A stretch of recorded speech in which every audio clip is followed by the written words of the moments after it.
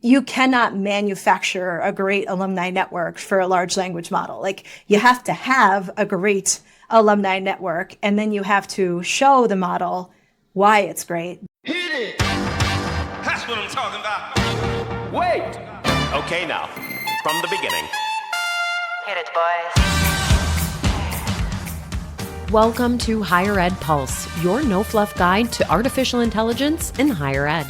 I'm Mallory Wilsey, bringing nearly 20 years of edtech and marketing expertise straight to your earbuds. Higher ed leaders are expected to master AI overnight, but let's be real, no one has time to sift through every headline, hot take, or research report. That's why every Monday I'll break down what actually matters, fast, clear, and to the point. Want to sound like the smartest person in the room at your next team meeting? You're in the right place. Let's dive in. Welcome back to Higher Ed Pulse. For years, alumni engagement lived in the warm and fuzzy column, thank you notes and homecoming reminders. Then ChatGPT started answering questions like, which university has the best alumni network? And the answer came from Reddit. Today's guest wants her team to own that answer instead. Kim Infanti is the executive director of alumni and constituent engagement at Syracuse University, leading a 30-plus person advancement team. She built SU's first all-alumni engagement scorecard and launched Ask Orange Alumni, an AI-powered platform matching students with alumni mentors. Evertrue named her one of advancement's top young professionals in 2019. Kim, welcome to the Pulse. Hi, Mallory. Hello, my fellow Leo. It's so good to be here. Oh, and like true Leos, we will tell everyone that we are Leos. It's coming to the end of our month, though. I'm so sad. I know. And I'm like almost not a Leo because I'm August 21st, but I am going to own Leoville as much as I can because I love my August birthday, even though I never got to celebrate. And I'm sure you know the same in school. It's still a fun month to be born. Oh my gosh. Look, there's no holidays in August because it's our birthday, obviously. Also, I would rather a late in the season August Leo than a July Leo. We are just different people. Yeah. Those Yeah, July true. Leos, I don't get them. I don't understand. I don't know why we count them as Leos, but that's up to the astrologists, I guess. So what did you do for your birthday? It was a few days ago. Well, I took an incredible trip with my little guy. I have a 6-year-old Jameson, and we flew across the country to Los Angeles to see a screening of the movie Hoppers, the Pixar movie. And I got to moderate a conversation with the president of Pixar, who went to Syracuse, the president of Disney Music, who went to Syracuse, the head of story for Pixar, and their visual effects supervisor. Like, holy birthday weekend. It was awesome. And it was all Syracuse, all orange. So I loved it. Amazing. Like that is a dream birthday weekend. Oh my gosh. You're so lucky.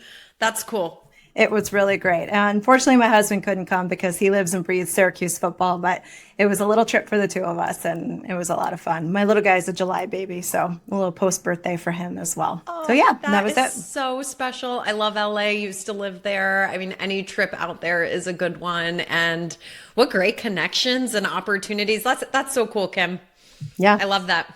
I went to Montreal and it was a milestone birthday. You only turned 21 twice, so I had a really great long weekend. Olivia Dean concert, Cirque du Soleil. I mean, like I just leaned into all the things I love the most, which when you're, like my 30th birthday was a party bus in LA. My 40th birthday was like bougie in Montreal. Like I couldn't ask for anything more.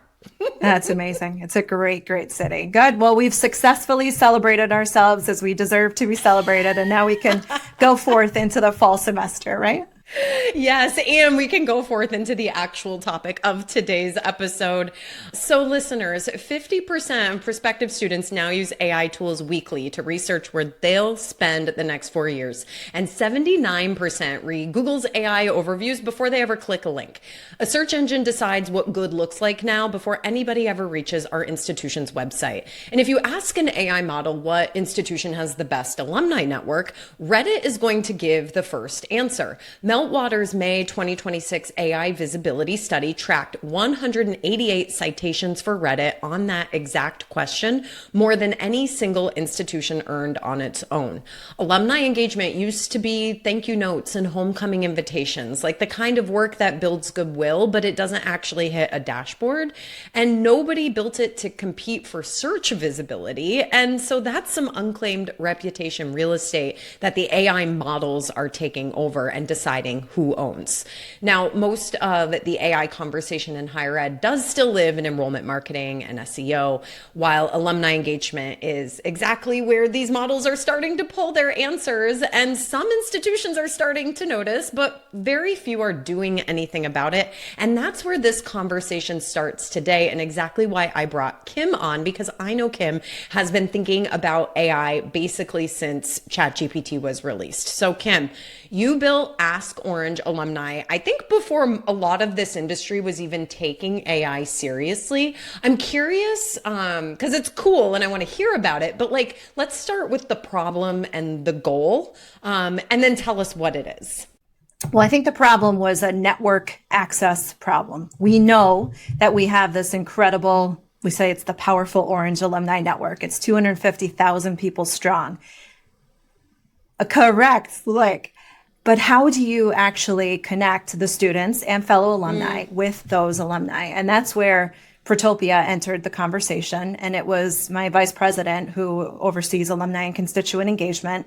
We're thinking, how do we make this easy? How do we not have, I don't think you'll find any student who wants to go into the closed alumni directory and do a search and find 47 names of people who may or may not still be in those jobs, try messaging them and hope that somebody responds. I think, we weren't trying to make alumni engagement more artificial. We were trying to remove the barrier to connect our students with alumni. And that's where AI, that's where Ask Orange Alumni came in.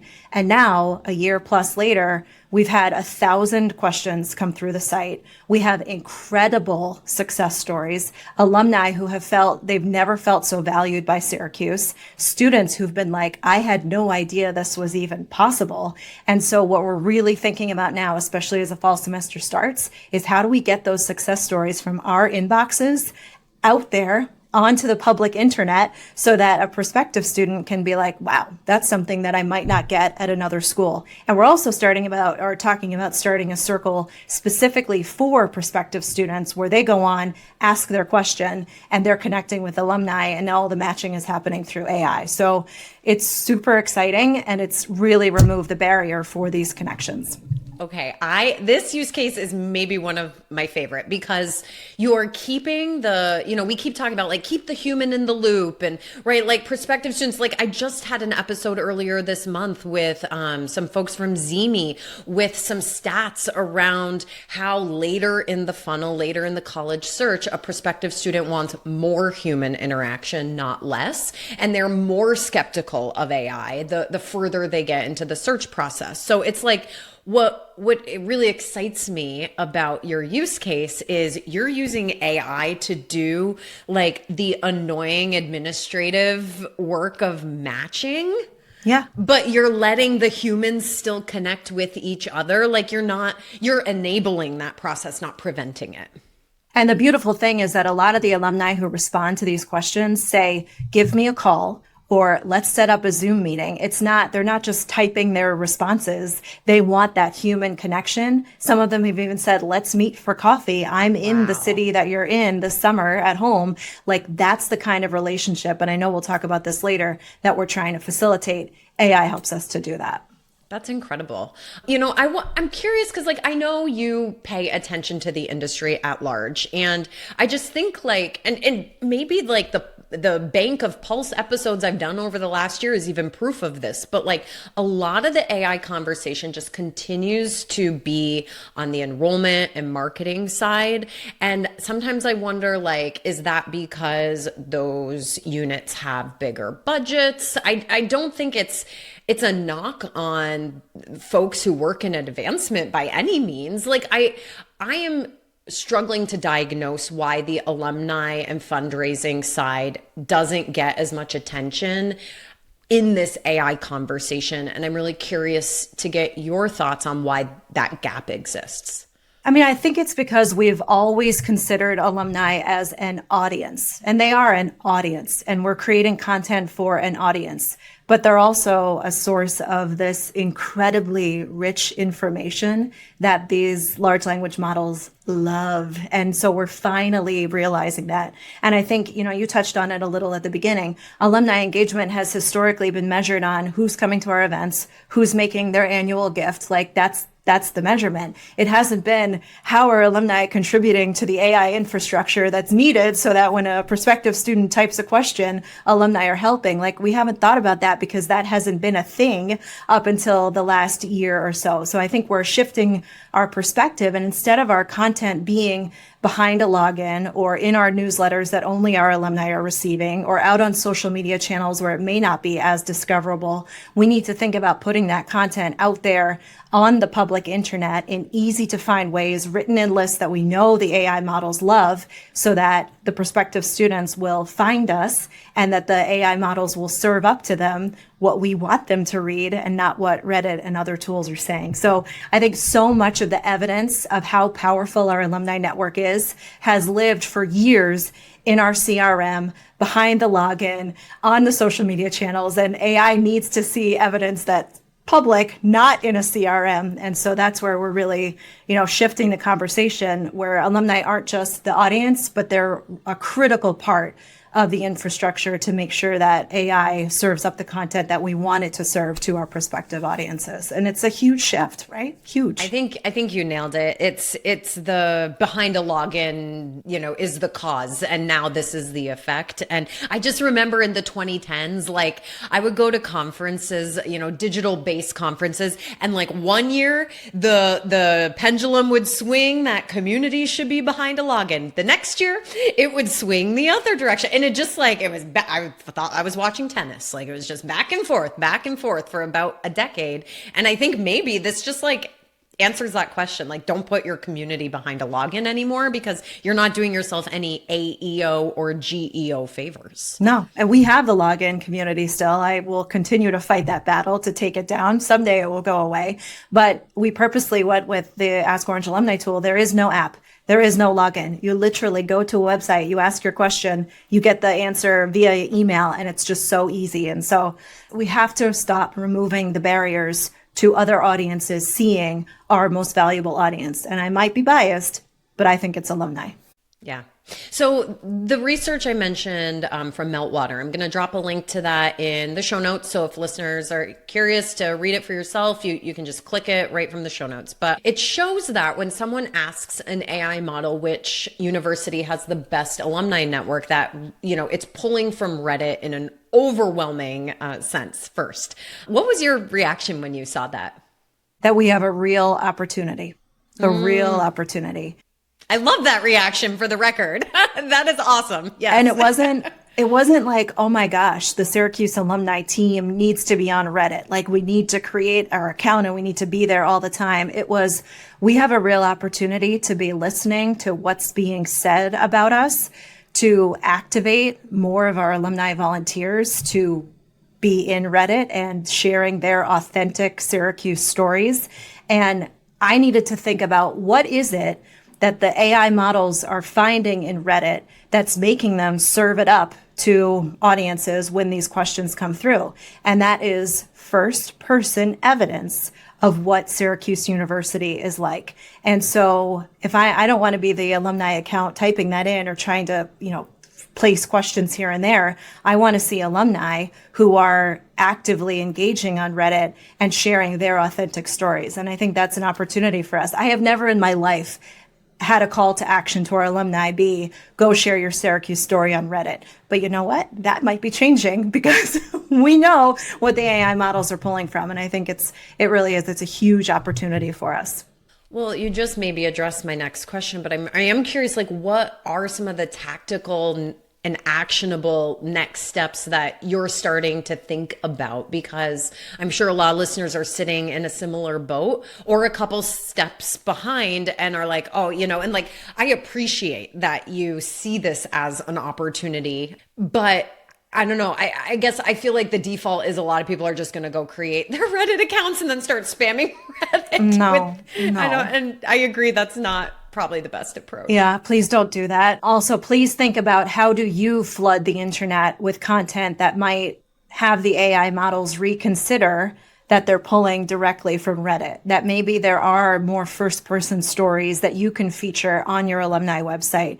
You know, there's more content that is out that could be put out there that isn't. And I'm guilty of it. Like, we sit on wonderful stories or little snippets that, again, just go in our emails and they don't go on our website. Or we're sitting on these beautiful Ask Orange alumni stories. Let's get them out there. We're sitting on so much. We have this beautiful website. It's called Data Insights. It's a closed behind a login site that Syracuse has that has all of the information about our alumni network. How many are in every city? Like, where are our largest populations? You know, we've got data about what the top companies are where our alumni work for. I think some of our team in central marketing has started to put that out there. I think Central Career Services has started to put that out there, you know, top employers.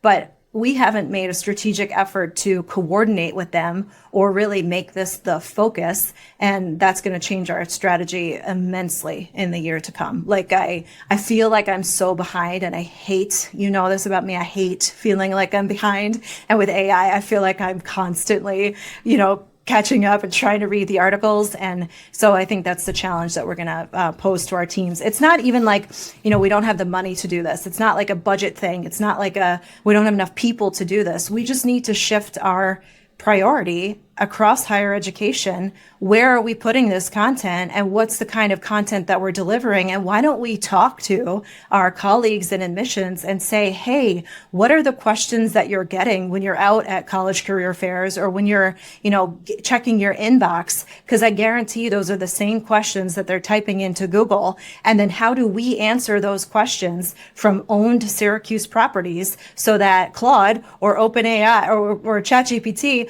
look at it and say, oh, ding, ding, ding, I will serve up this answer. And this is what I have to say about Syracuse. So that's our opportunity. Huge opportunity. And how do you funnel those questions to your alumni ambassadors so that Yes. they can go into public spaces and proactively answer them too? Because I think you're exactly right. Like, the questions a prospective student is going to say in September at the college fair to the admission counselor is a very similar question to whatever they're typing into Claude or Google. And we know that AI overview is going to give them an answer, and they might never actually click into the Syracuse website as a result. Right. I just think we have so much opportunity. And I think higher ed is historically, it's very siloed. Admissions lives in their lane, and marketing lives in their lane, and advancement is in this lane. And I think AI presents us, well, lots of things present us with the opportunity, but I think we have a real opportunity here, especially as colleges face issues with their enrollment, to think about how do we partner together to put the best Syracuse story forward. And I think the alumni and advancement teams can be a massive help in that. So I love everything you just said, but at the end of the day, someone has to own the job. And I'm curious from your perspective, like, who is that, right? Like, who's like, if there was a racy for this, who is the R in the racy? So I don't know if we can look at it as one department has to own it. That maybe our mistake is saying that it's just one department's job.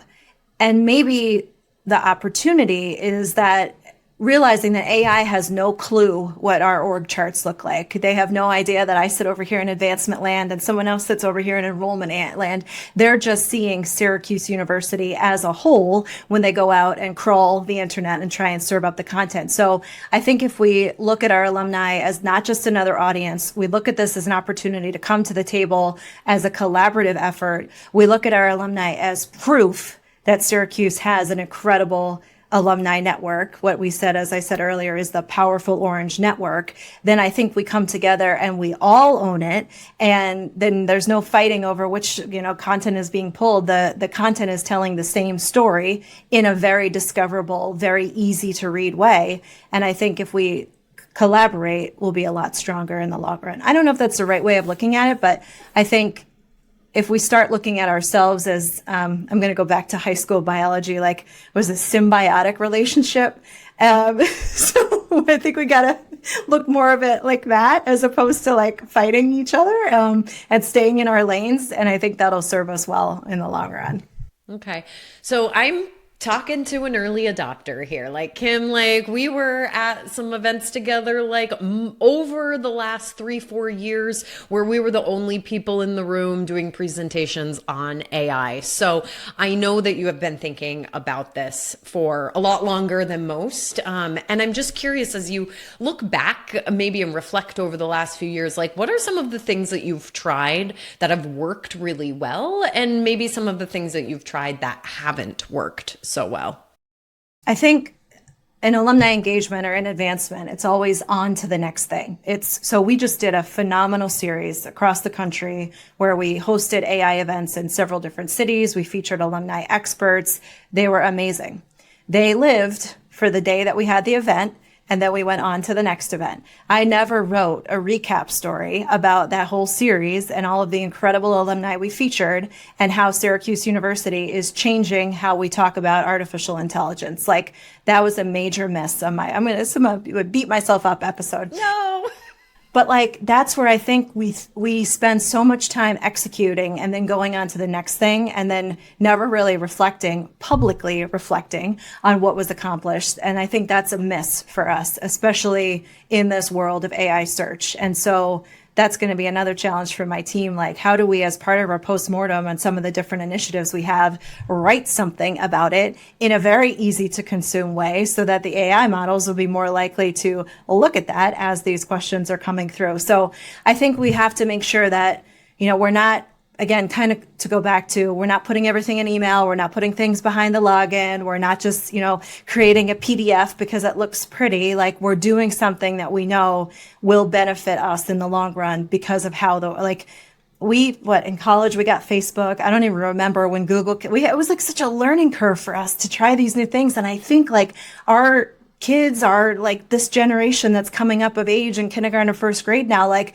they're only going to know a world where AI is part of their everyday. And for us, I feel like a grandma sometimes like trying to muddle through and learn it, but like it's such an opportunity. And so I think just having that in the back of our minds always, and not just rushing on to the next thing is the biggest change that we can make, at least here at Syracuse.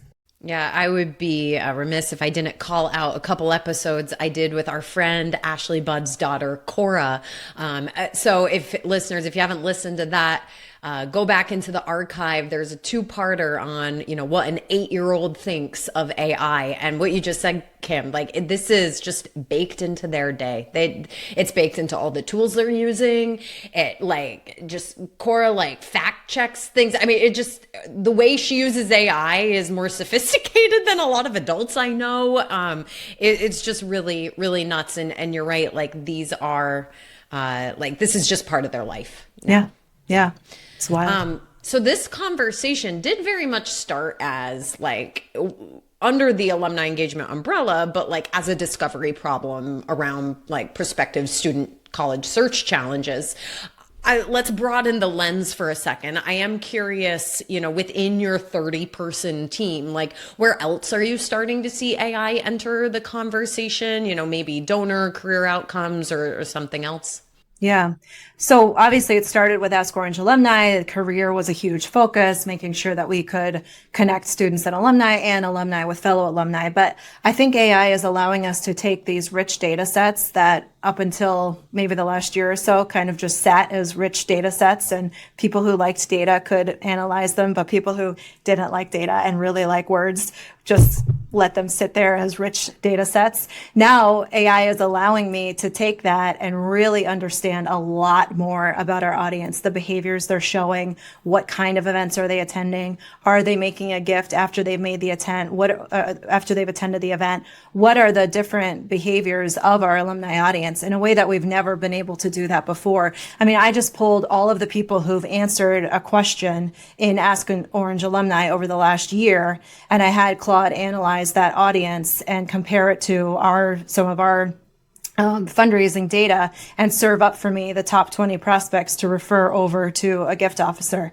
Never would have been able to do that prior to the existence of Claude, a very secure Claude, we have an enterprise account. I'm not just putting data in there willy-nilly. But that's a huge piece for us. And also, like, the actual communicators within alumni engagement, that's a small group. I think these tools can allow us to create content at a much larger scale. Even that first draft of the AI story I talked about, the recap story, I could ask Claude for a little assistance on that initial draft, of course, make it my own, but that's something that would have taken too long, and I would just never have done it. And now I have a lot more efficiency at my fingertips because I have access to those tools. So Nice. Nice. And as we land this episode, I want to talk about the other side of the coin, right? Where, yes, AI lets you do work at scale. It's a beautiful thing, and we love it for that. But where are the areas within your personal work or your team's work at the university at large where AI will just never touch? Well, you and I are huggers, right? You and I, every time we see a big old hug, right? Relationships. AI will never touch that. And I mentioned earlier with Ask Orange Alumni, I am thrilled when I see that someone offers a conversation, offers a cup of coffee, wants to hop on Zoom, that it's not just a transactional email back and forth.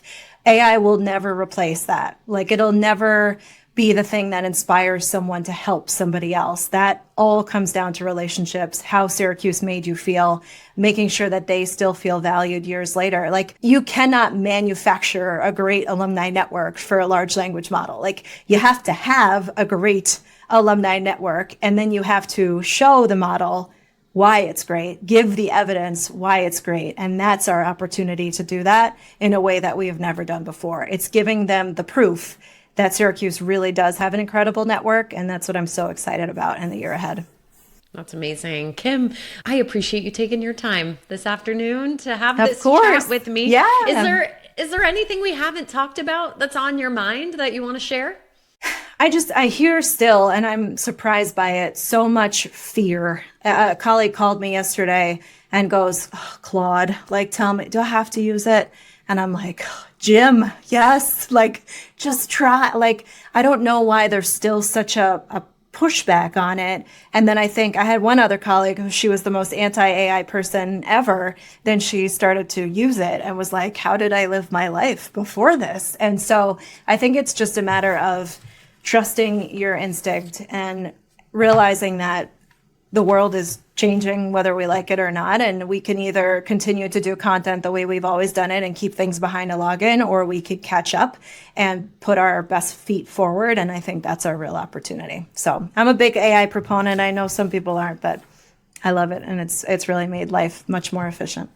Well, and I think, if anything else, I'm taking away that you look at things as opportunities, right? You see the glass as maybe half full and and how can I fill the rest of the glass, right? And I think that type of mindset, it's hard to teach that type of mindset. So it's, so it's understandable when we have team members who feel differently, maybe are a bit more skeptic, but I always appreciate somebody who sees something new and wants to dive in and try it and just that's part of the fun for me. Well, yeah. And it's a shift for alumni teams where your audience now is not only alumni.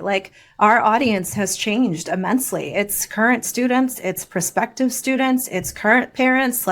There's a huge audience now that's been open to us. And we need to be there to, not just do alumni events or write thank you notes or have homecoming weekend. We do many other things. And I think there's an opportunity to educate others on that. Yeah.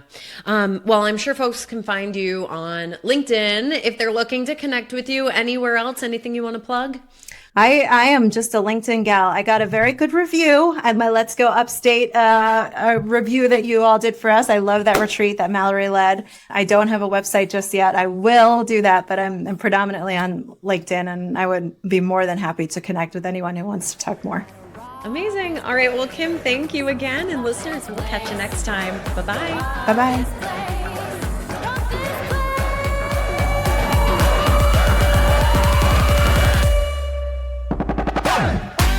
Thanks for listening to the Higher Ed Pulse. The show is a proud member of the Enrollify Network, home to Higher Ed's largest collection of podcasts. Enrollify is where higher ed goes to grow. So be sure to check out our other podcasts, webinars, video clips, blogs, and more. Visit enrollify.org and subscribe for all the latest details and content drops directly to your inbox. Enrollify is brought to you by Element 451, the digital workforce platform for higher ed. Learn more at element451.com.